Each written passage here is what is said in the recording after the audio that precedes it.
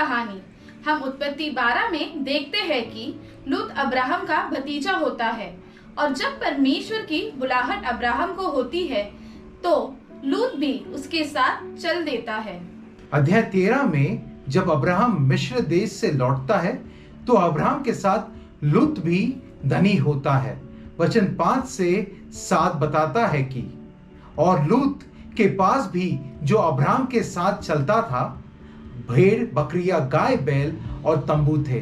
सो उस देश में उन लोगों की समाई ना हो सकी कि वे इकट्ठे रहे, क्योंकि उनके पास बहुत धन था, इसलिए वे इकट्ठे ना रह सके।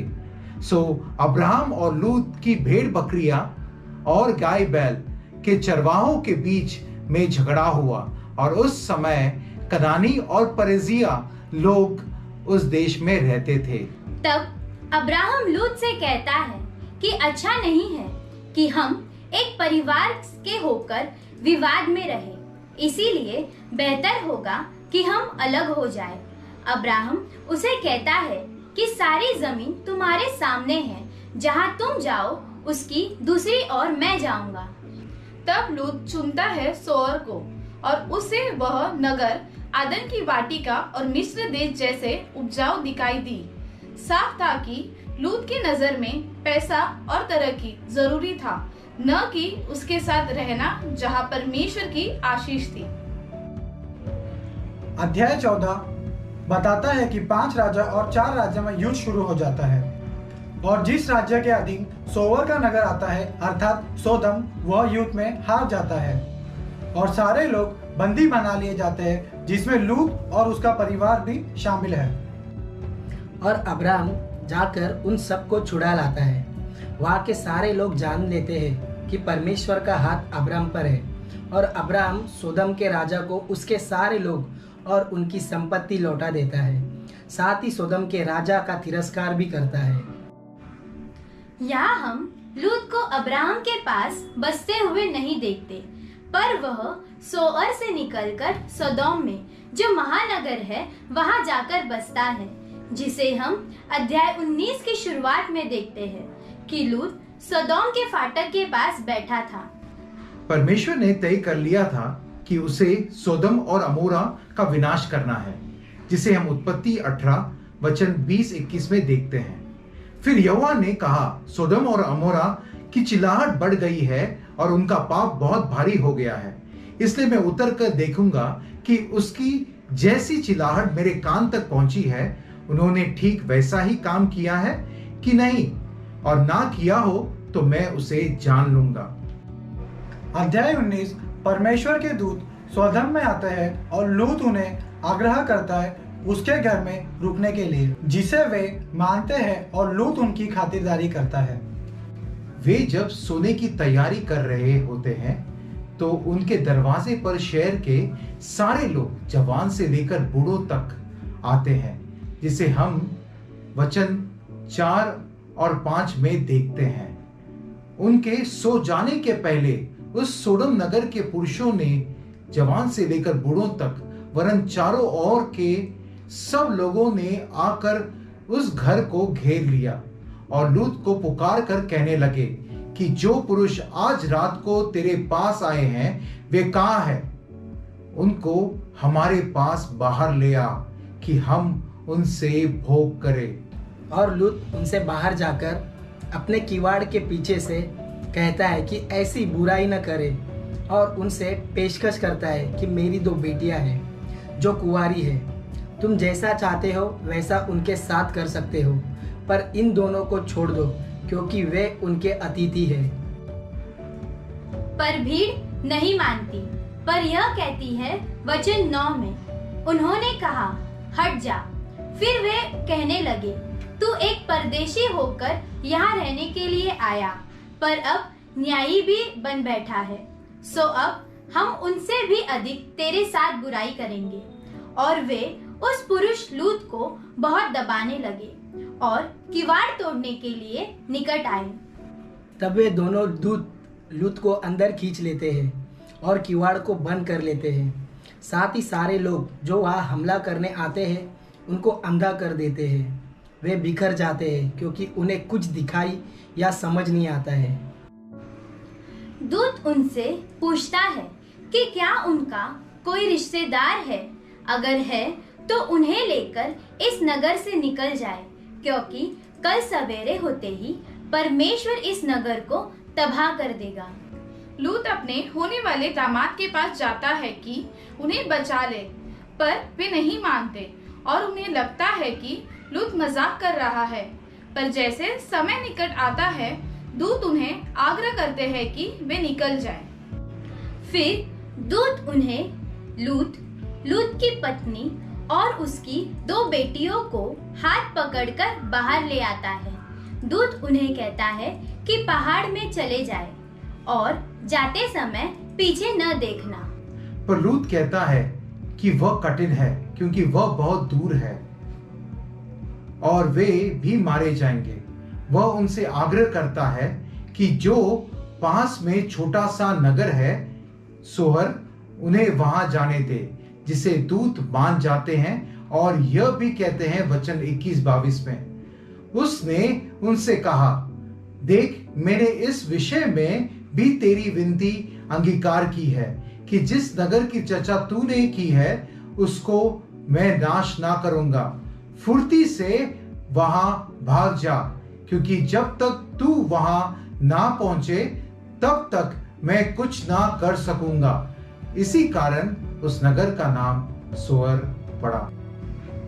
यह वही नगर था जहाँ लूत अब्राहम से अलग होकर जाता है। परमेश्वर के न्याय में यह नगर भी दंडित होने वाला था, पर लूत के जाने की वजह से उस नगर को बख्शा गया। जाते समय स्वर्गदूत कहता है लूत और उसके परिवार को कि पीछे की ओर न देखना, पर लूत की पत्नी पीछे मुड़कर देखती है और उसी क्षण नमक की मूर्ति बन जाती है। सूर्योदय के साथ आकाश से सल्फर गंधक गिरने लगता है और सारा नगर जल जाता है। वचन 23-25, लूत के सोअर के निकट पहुंचते ही सूर्य पृथ्वी पर उदय हुआ। तब यहोवा ने अपनी ओर से सोदम और यमूरा पर आकाश से गंधक और आग बरसाई और नगरों को और उस संपूर्ण तराई को और नगरों के सब निवासियों, भूमि की सारी उपज समेत नाश कर दिया। वचन 30 बताता है कि और लूत ने सोअर को छोड़ दिया और पहाड़ पर अपनी दोनों बेटियों समेत रहने लगा, क्योंकि वह सोअर में रहने से डरता था। इसलिए वह और उसकी दोनों बेटियां वहां एक गुफा में रहने लगे। लूत का विश्वास मानो नगर में रहने से उठ गया था। साथ ही वह दूसरी बार अपनी दौलत को खो चुका था। वह अब गुफा में बसेरा करता है। उसकी बेटी को फिक्र थी कि उनके पिता के वंश को आगे ले जाने वाला कोई नहीं था। रात की घटना से शायद वे भी घबरा गई थी और उनके पिता का उन्हें पेश करना भी डरावना था।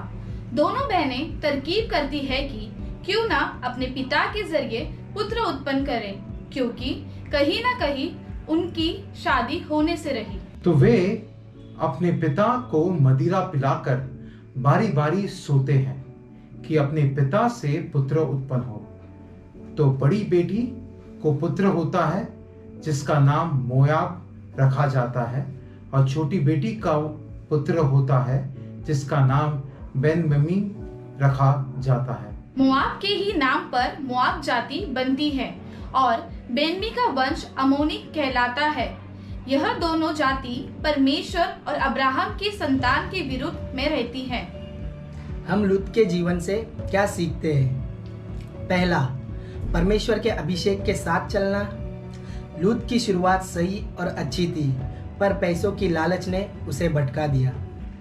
दूसरा, उसके पास बहुत मौके थे अब्राहम के पास लौट आने के, जिसे पहले हम उत्पत्ति 14 में जब अब्राहम उसे छुड़ा के लाता है तब, और दूसरा जब सदोम के विनाश के बाद वह अब्राहम के पास लौट कर जा सकता था, पर वह गुफा में जाकर एकांत में जीना चाहता है और परमेश्वर के दुश्मन को जन्म देता है। तीसरा, सोडम के लोगों की विकृत मानसिकता दिखाई देती है कि किसी भी अजनबी को उनमें शामिल करने से पहले पुरुष, छोटे और बड़े, उनके साथ सामूहिक यौन संबंध मनाते हैं। लूत के साथ नहीं होता है क्योंकि अब्राहम की जीत के बाद उसका औहदा राजा के सामने बढ़ गया था। समलैंगिक परमेश्वर के नजर में अपराध है और नए नियम में परमेश्वर इसका विरोध करता है, जिससे हम 1 तिमुथी 1:10, रोमियो 1:26 से 27, यहूदा 7, प्रकाशित वाक्य 22:15 में देखते हैं। चौथा, धन का लालच या मोह को जितना जल्द अपने जीवन से निकाल सको उतना अच्छा, खास करके जब आपके पास से चला जाता है, जैसे हम लूत की पत्नी के साथ देखते हैं कि वह पीछे मुड़कर देखती है और जीवन गंवा देती है। लूका 17:32 में यीशु शिष्य को याद कराता है। पांचवा, कभी भी अकेले रहने की आदत नहीं डालना चाहिए, खास करके जब स्थिति बुरी हो, और जल्द ही उसमें से बाहर निकलना यह हर एक की जिम्मेदारी है। अगर हम ऐसा नहीं करते हैं तो हमारा भविष्य खतरे में रहता है। छठा, जैसे अब्राहम अतिथि सत्कार करता है वैसा ही लूत करता है, जो उसमें यह विशेष बात दिखाई देती है। इब्रानियों 13:2 कहता है, पहुनाई करना न भूलना, क्योंकि इसके द्वारा कितनों ने अनजाने स्वर्गदूतों की पहुनाई की है।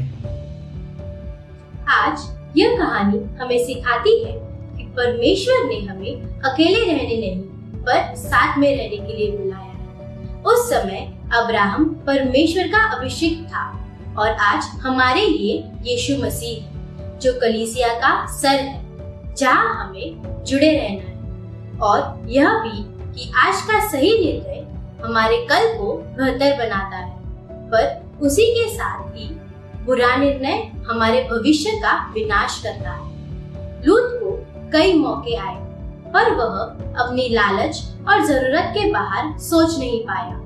आज परमेश्वर आपसे कहेगा कि हमारा निर्णय उसके राज्य के अनुसार हो, ताकि मत्ती 6:33 जो कहता है वह आप में पूरा हो। पहले तुम परमेश्वर के राज्य और उसकी धार्मिकता की खोज करो और सब वस्तुएं तुम्हें मिल जाएंगी। प्रभु हर वक्त आपकी सहायता करे।